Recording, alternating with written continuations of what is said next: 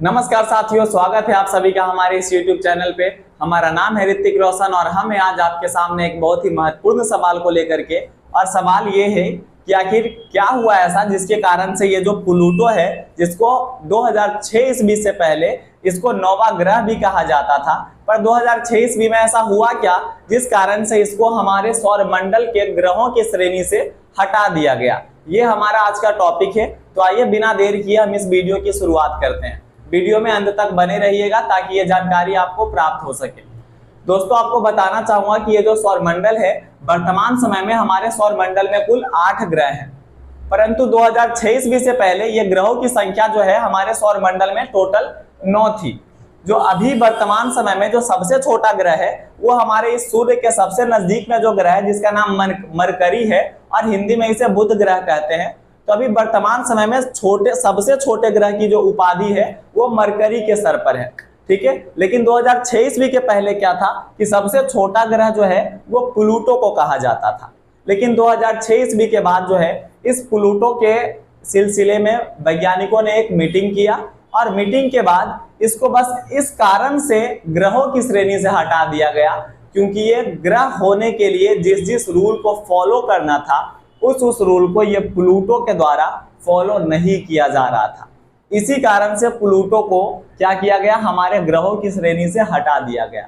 तो आइए हम जानते हैं कि वो कौन कौन सी शर्तें हैं जिसके कारण से किसी भी हमारे आकाशीय पिंडों को ग्रह की उपाधि मिलती है।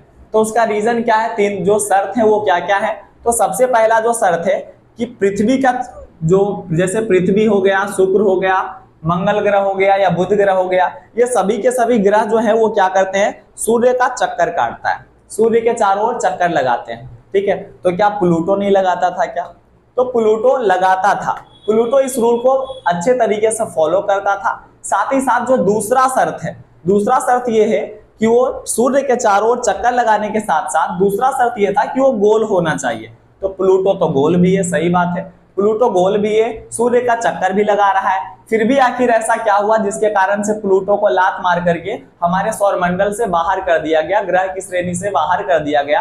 तो उसका रीजन ये है कि ग्रह होने के लिए तीसरा जो सबसे बड़ा शर्त है वो ये है कि सभी जो ग्रह हैं वो अपने अक्ष में चक्कर लगाते हैं सूर्य के चारों ओर, और एक ग्रह जो है दूसरे ग्रह का जो अक्ष होता है उसको ओवरलैप नहीं करता है। तो क्या वरुण के बाद जो ग्रह प्लूटो है वो किसी के अक्ष को ओवरलैप करता था क्या?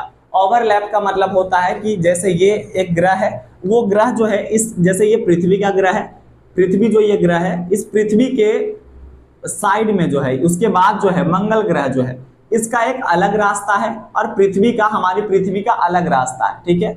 तो जब ये जो मंगल ग्रह है वो पृथ्वी के रास्ते पे आ जाएगा, ये पृथ्वी इधर से जा रहा है और मंगल ग्रह ये इस तरीके से आ जाए, तो इसको हम बोलेंगे कि मंगल ग्रह के द्वारा पृथ्वी के रास्तों को ओवरलैप किया गया है, मतलब एक दूसरे के रास्ते पे आया है ये दोनों, ठीक है।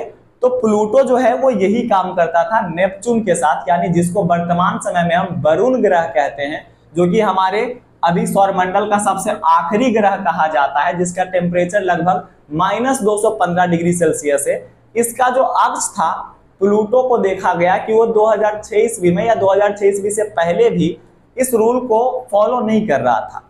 वो हमेशा लगातार जो है नेपच्यून जो था, मतलब जो हमारा सबसे आखिरी ग्रह है, उसके अक्ष को क्या कर दे रहा था, ओवरलैप कर दे रहा था, ठीक है। और ग्रह होने का तीसरा नियम ये है कि कोई भी आकाशीय पिंड या कोई भी ग्रह जो है सूर्य के चारों ओर चक्कर तो लगाएगा, लेकिन उस चक्कर लगाने के दौरान में एक ग्रह दूसरे ग्रह के अक्ष को ओवरलैप नहीं करेगा। ये हमारा सबसे तीसरा और आखिरी शर्त है ग्रह होने का। लेकिन इस प्लूटो के द्वारा इसी रूल को फॉलो नहीं किए जाने के कारण वैज्ञानिकों के द्वारा इस प्लूटो को सन 2006 ईस्वी में मीटिंग करने के बाद इसको ग्रह की श्रेणी से हटा दिया।